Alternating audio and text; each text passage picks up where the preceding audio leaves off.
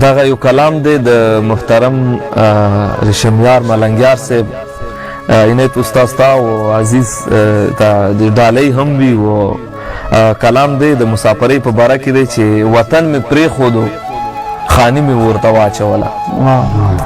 وطن مې پرېښودو خاني مې ورته واچوله او درهم ګټم خو زندگی مې ورته واچوله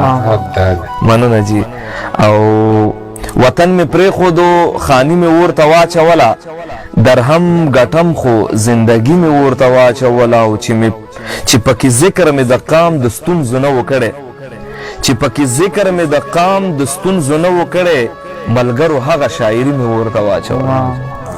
مننه جي ستا د لاس نښه لاس ته راغله غریب نیولی شومه ستا د لاس نښه ستا د لاس نښه لاس ته راغله غریب نیولی شومه او چې په ژړا شوم سمدستي مې ورته واچوله مننه جي ستا د لاس نښه لاس ته راغله غریو نیولی شومه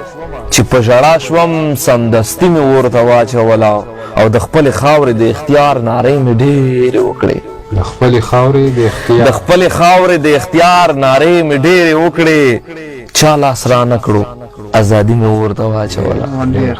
ډېره مننه او ستا د مخ پاڼه مې چې ولوسته نفاق و پکې ستا د مخ پاڼه چې مې ولوسته نفاق و پکې ګلمخیا ځکه ستا یاري مې ورته واچوله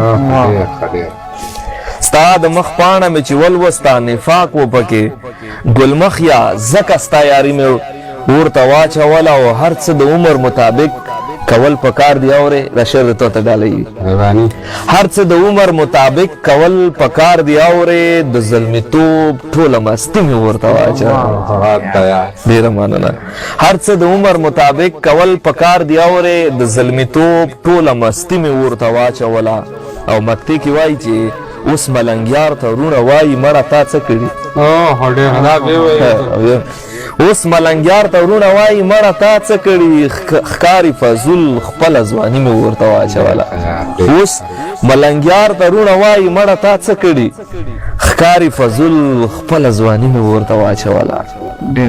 ډېره مننه تاسو نه هم مننه یو ښکلی کلام و د ملنګیار صاحب ډېره مننه